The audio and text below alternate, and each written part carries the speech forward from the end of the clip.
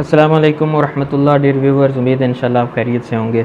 उम्रा सीरीज़ की नई वीडियो एहराम के साथ हाज़िर हूँ। आज हम इंशाल्लाह एहराम पे बात करेंगे, उसकी क्या कंडीशंस हैं, एहराम क्या है, एहराम किसको कहते हैं, सारे इंशाल्लाह डिटेल में बात करेंगे। वीडियो पूरी देखें, चैनल नहीं सब्सक्राइब किया सब्सक्राइब कर दें, दूसरों के साथ भी शेयर करें।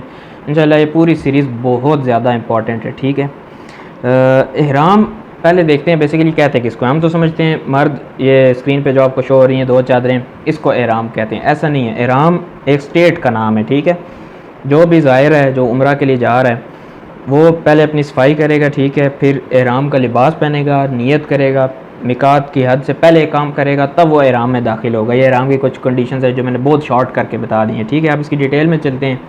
एहराम मैंने आपको बताया एक स्टेट को कहते हैं। एहराम बेसिकली निकला है हरम से। हरम के मैनी है मना होना, टू बी फॉरबिडन। ठीक है, अब इसका मतलब क्या है, कुछ ऐसी हलाल चीज़ें हैं जो आम हालात में आपके लिए हलाल हैं, लेकिन एहराम की हालत में आपके लिए मना है, हराम है। ठीक है, इस वजह से इसका नाम एहराम है।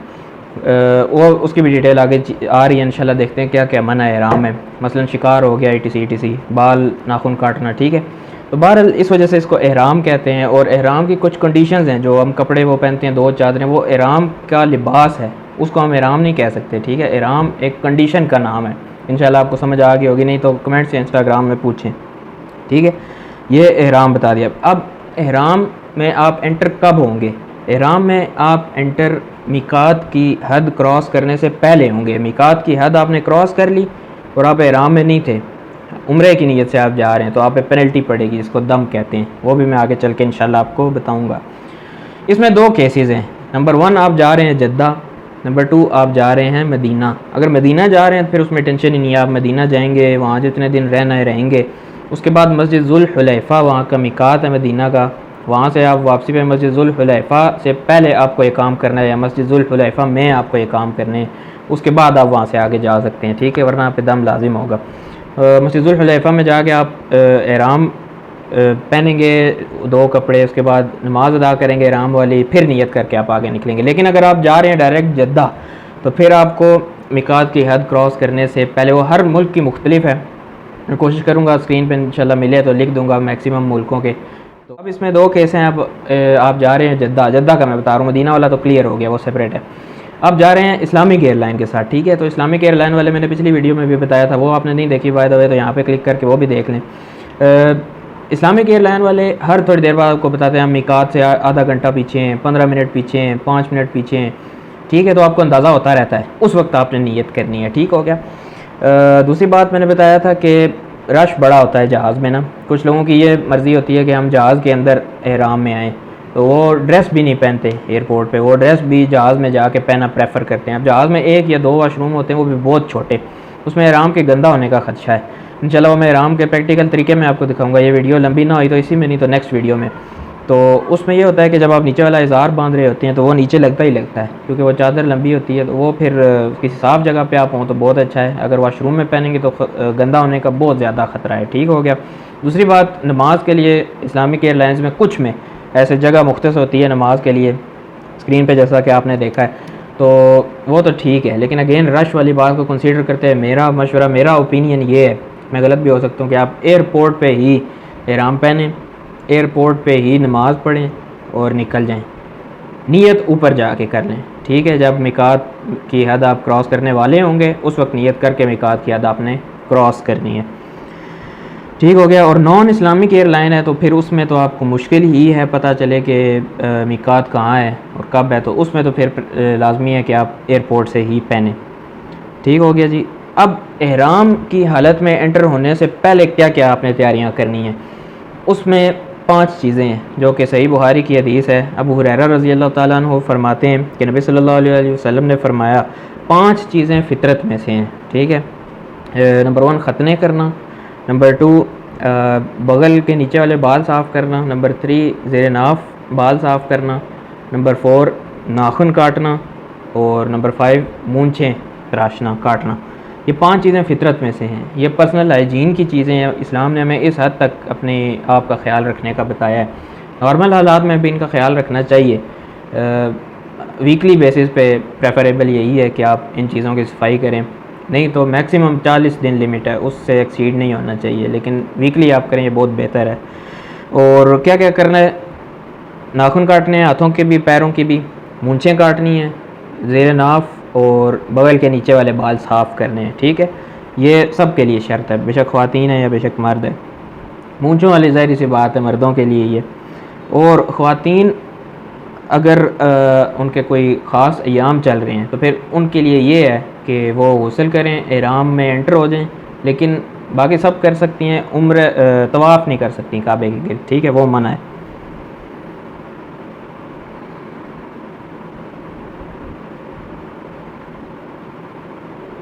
इस पे भी एक हदीस है, अब्दुल्लाह इब्न अब्बास रज़ी अल्लाह ताला अन्हु फरमाते हैं कि जो औरत अपने ख़ास अयाम में हो, हैज़ में हो, तो वो गुस्ल कर ले, एहराम में एंटर हो जाए, तमाम जो चीज़ें हैं वो कर ले हज की, सिवाय काबे के गिर्द चक्कर के यानी तवाफ़ के, तब तक जब तक कि वो प्योरिटी को नहीं पहुंच जाती। ठीक है, ये ख़वातीन के लिए हो गया। अब देखते हैं कि मर्दों के लिए एहराम क्या है। एहराम फॉर मैन, एहराम मर्दों के लिए उसमें ये शर्त है कि सिलाई किया हुआ कपड़ा ना हो। इसलिए आपने देखा कि जो हम एहराम में ड्रेस पहनते हैं मर्द हज़रात, वो प्लेन चादरें होती हैं, कोई भी चादर हो सकती है। वाइट चलो वो बिल्कुल प्लेन होता है, बेसिक होता है, ज़्यादा लोग वाइट पहनते हैं इसलिए हम वाइट ले सकते हैं, लेकिन वाइट लाजमी नहीं है, वाइट प्रेफरेबल है। तो वो आपने देखा प्लेन चादरें होती हैं, एक नीचे के लिए और एक ऊपर बॉडी के लिए, एक लोअर बॉडी के लिए, एक अपर बॉडी के लिए।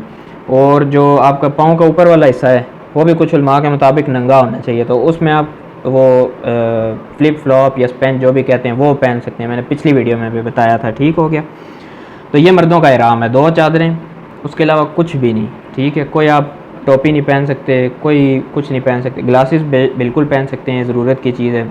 ज्वेलरी में भी कुछ उलमा कहते हैं कि आप पहन सकते हैं, कुछ उलमा कहते हैं नहीं पहन सकते, तो बेहतर है वाइट करें, ज़्यादा बेहतर है। लेकिन कोई बहुत नेसेसरी चीज़ जिस ऐनक होगी वो आप पहन सकते हैं बिल्कुल, उसके अलावा कुछ भी नहीं, सिलाई किया हुआ कुछ भी नहीं। अच्छा, अब कुछ लोग इसमें क्या करते हैं कि ये जिस तरह ये वाला बटन है ना, ये उन्होंने एहराम पे लगाए होते हैं। अब इसमें आप देखें जो काज होता है जिसमें बटन इंसर्ट करते हैं, इसमें सिलाई हुई होती है, तो ये सिलाई वाला फैक्टर आ जाता है, तो ये गलत बात है। दूसरी, कुछ लोगों ने कॉमन पिन लगाई होती है ये वाली। ठीक है, ये इसमें फिर भी गुंजाइश नज़र आती है क्योंकि इसमें सिलाई वाला फैक्टर नहीं है, लोग इसलिए लगाते हैं बच्चों को ख़ास तौर पर ताकि उनका एहराम खुल ना जाए, तो इसमें इंशाल्लाह गुंजाइश मौजूद है। बहरहाल इंशाल्लाह एहराम का प्रैक्टिकल तरीका मैं आप जब आपको बताऊंगा तो ऐसी टिप्स बताऊंगा कि आपका एहराम खुलने का इंशाल्लाह ख़तरा नहीं होगा। ठीक हो गया जी, बाकी प्रैक्टिकल तरीका है वो इसी वीडियो में, अगर लंबी ना हुई तो, नहीं तो नेक्स्ट वीडियो इंशाल्लाह उसमें बताऊँ।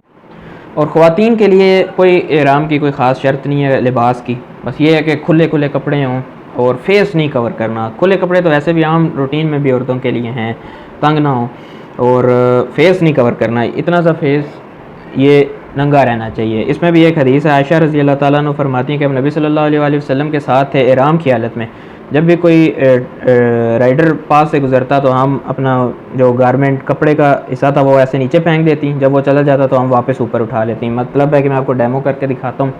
फ़र्ज़ करें ये कपड़े का हिस्सा है, जैसे ही कोई आया तो इसको ऐसे आगे कर लिया, जैसे ही वो गया तो वापस पीछे कर लिया। ये जो मुस्तकिल निकाब होता है ये एहराम की हालत में ख़वातीन नहीं पहन सकती, फेस अनकवर होना चाहिए। ठीक हो गया, अब बारी है जी सलातुल एहराम की। आपने 5 जो मैंने चीज़ें बताई थी पाकी वाली वो कर ली, ठीक है, लिबास भी पहन लिया। अब नमाज की बारी है। ये 2 रकत नफल नमाज है जो सुन्नत से साबित है, यह आपने पढ़नी है। इसकी पहली रकत में एडवाइजेबल है कुल या युल काफिरून, सूरतुल काफिरून, और दूसरी रकत में सूरतुल इखलास, कुल हुवल्लाहु अहद अल्लाहु समद, ये वाली। ठीक है, ये 2 रकत आप पढ़ेंगे, उसके बाद आप नियत करेंगे, तलबिया पढ़ेंगे और आप एहराम में एंटर होगे। ठीक हो गया, तलबिया क्या है? लब्बैक अल्लाहुम्मा लब्बैक, लब्बैक ला शरीक लक लब्बैक, इन्नल हम्दा वन निअमता लक वल मुल्क ला शरीक लक।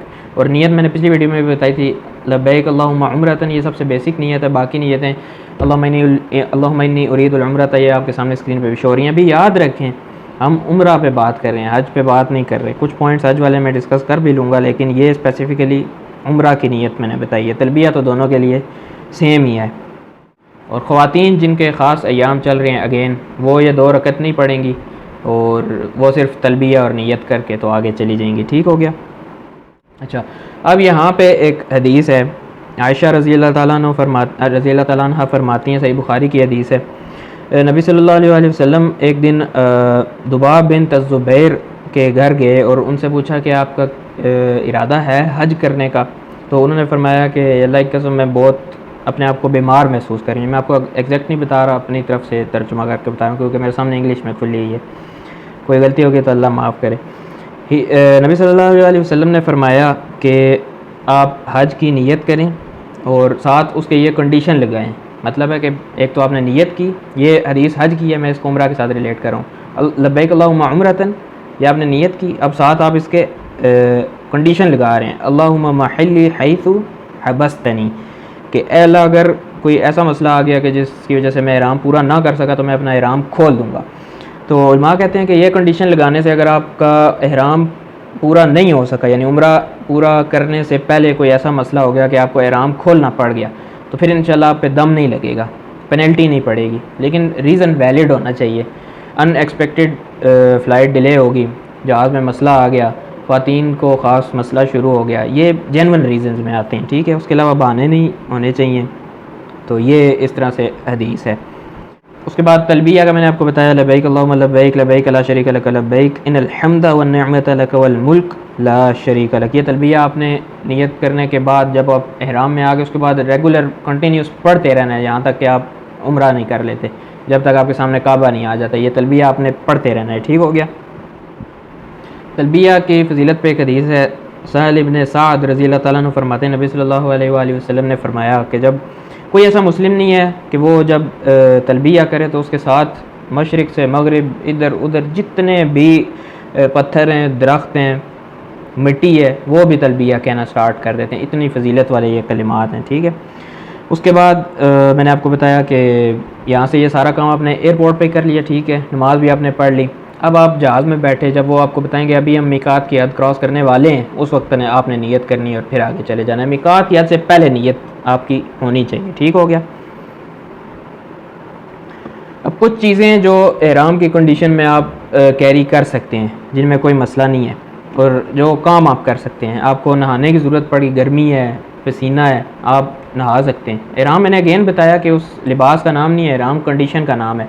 इहराम की कंडीशन में आप अभी भी हैं, लिबास आप वो वाला खोल सकते हैं, लेकिन जो चीज़ें मना है, नाखून नहीं आप काट सकते, बाल नहीं आप काट सकते, इसी तरह मियाँ बीवी अपना ख़ास रिलेशन नहीं निभा सकते, ये शिकार नहीं कर सकते, इस तरह की रिस्ट्रिक्शंस हैं। उसके अलावा आप नहा सकते हैं, ठीक है, जब आप सर धोएंगे तो आराम से धोएं ताकि बाल उतरने का उसमें ख़तरा ना हो। इहराम आपका किसी वजह से ख़राब हो गया, गंदा हो गया, आप दूसरा भी पहन सकते हैं, ठीक है। आप बेल्ट पहन सकते हैं, बैग पहन सकते हैं, ठीक है। और जैसा मैंने बताया कुछ उलमा कहते हैं कि आप ज्वेलरी भी पहन सकते हैं मर्द, ठीक है। और ख़वातीन को मैंने पिछले वीडियो में भी बताया था कि वो कांच वाली ज्वेलरी ना पहने, दूसरों के लिए नुकसान का बायस बनता है, ठीक है।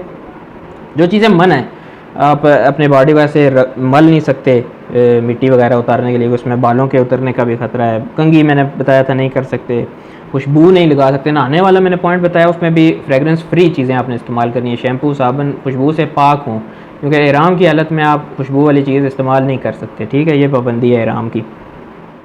बाकी अगर कोई गलती हो जाए तो उस पर दम मैंने बताया था, वो ये है कि आपको एक बकरा देना पड़ता है सदक़े के तौर पे। बहरहाल ये तीन किस्म की मेरे ख्याल में पेनल्टीज़ होती हैं, जिसमें से दम एक है। तो ये इंशाल्लाह एक अनकरीब पॉडकास्ट आएगी, एक आलिम है उनके साथ, उसमें हम डिटेल में देखेंगे कि उम्रा, हज, इहराम, इनकी ये जो शरन जो कुछ चीज़ें हैं, ख़वातीन वाले मसले हैं, ये चीज़ें दम वाली, ये डिस्कस करेंगे क्योंकि ये उलमा की चीज़ें हैं, ठीक है। तो आज हमने क्या देखा, हमने देखा कि इहराम क्या है, मैंने आपको बताया स्टेट का नाम है। इहराम का लिबास क्या है, इहराम में आप क्या चीज़ें कर सकते हैं, क्या चीज़ें नहीं करनी चाहिए, और कब इहराम में एंटर होना चाहिए, ठीक है। वो सारे स्टेप्स मैंने आपको बताने की कोशिश की है। कुछ रह गया हो तो कमेंट्स में मुझे बताएं या इंस्टाग्राम पे बताएं, लिंक उसका भी डिस्क्रिप्शन में मौजूद है। नेक्स्ट वीडियो में इंशाल्लाह मैं आपको बताऊंगा प्रैक्टिकल तरीका इहराम बांधने का, वो भी लाजमी देखें, वो भी शेयर करिएगा, ये भी शेयर कीजिए दोस्तों के साथ। ये पूरी प्लेलिस्ट बहुत इंपॉर्टेंट है, और बाकी इसकी जो प्लेलिस्ट है वो यहाँ पे आ रही होगी ऊपर, वो भी आप देखें। चैनल को भी सब्सक्राइब करें, दूसरों के साथ भी शेयर करें। मिलते हैं आपसे नेक्स्ट वीडियो में। अल्लाह हाफिज़।